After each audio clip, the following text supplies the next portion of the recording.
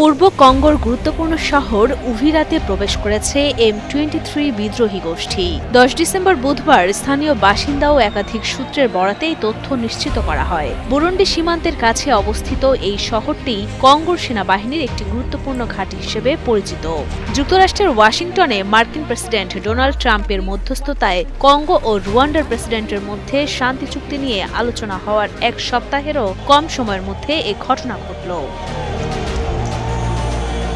উভিরা দখলের মাধ্যমে খনিজ সমৃদ্ধ এই অঞ্চলে বিদ্রোহীদের আধিপত্য আরও বিস্তার লাভ করল।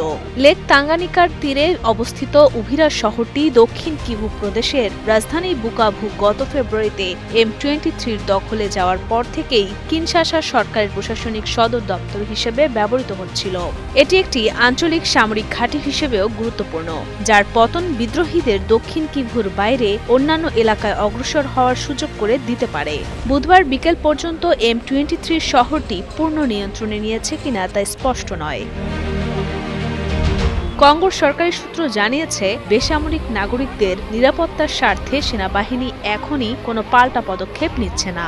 এর আগে 2025 সালের জানুয়ারি ও ফেব্রুয়ারি মাসে পূর্ব কঙ্গোর বৃহত্তম দুই শহর গোমা ও বুকাভু দখল করে নেয় M23 বিদ্রোহীরা, যা এই দীর্ঘস্থায়ী সংঘাতে এক নাটকীয় মোড় আনে। 21 জানুয়ারি মিনোভা দখলের পর হাজার হাজার মানুষ গোমার দিকে পালিয়ে যায়। এরপর 27 জানুয়ারি বিদ্রোহীরা গোমা শহরের কেন্দ্রে প্রবেশ করে এবং কারাগার থেকে বন্দীরা পালিয়ে যায়। এ ঘটনার জেরে 28 জানুয়ারি কিনশাসায় ফরাসি দূতাবাসের বাইরে টায়ার জ্বালিয়ে বিক্ষোভ করে ক্ষুব্ধ জনতা। সংঘাত নিরসনে কূটনৈতিক তৎপরতা অব্যাহত ছিল।